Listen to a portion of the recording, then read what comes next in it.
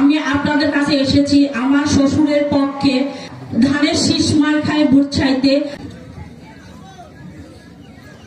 আমি আপনারা জানেন আসন্ন নির্বাচন আর বেশি দিন বাকি নেই। আমি আপনাদের কাছে এসেছি আপনাদের কন্যা হয়ে।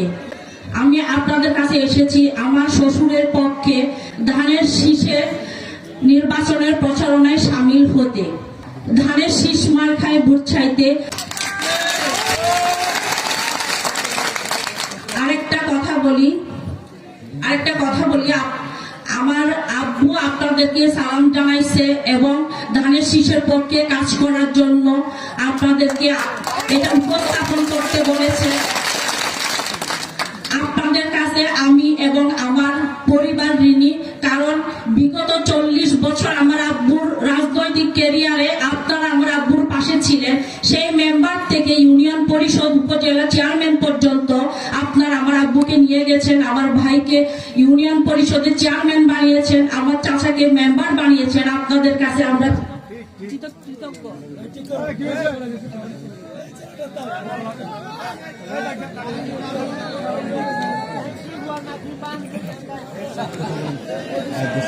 আপনারা জানেন বক্তব্য রাখছিলেন শাহজাহান চৌধুরীর পুত্রবধূ টেকনাফ উপজেলা পরিষদের সাবেক উপজেলা পরিষদ চেয়ারম্যান জাফর আহমদ চেয়ারম্যান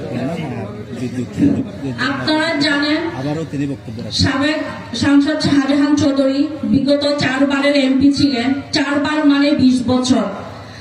আমার সিনিয়র অনেকে বলে গেছেন উনার উন্নয়নের কথা বলে শেষ করা যাবে না। আমি আশা করব আপনারা উনাকে ধানের শীষ মার্কায় ভোট দিয়ে জয়যুক্ত করে সংসদে পাঠাবেন। আপনাদের যত সব সমস্যা, আপনারা আগে মনে করতেন চেয়ারম্যান আপনাদের ঘরে, এখন আপনারা মনে করবেন যদি শাহজাহান চৌধুরী জয়যুক্ত হয় এমপি আপনাদের ঘরে ঘরে।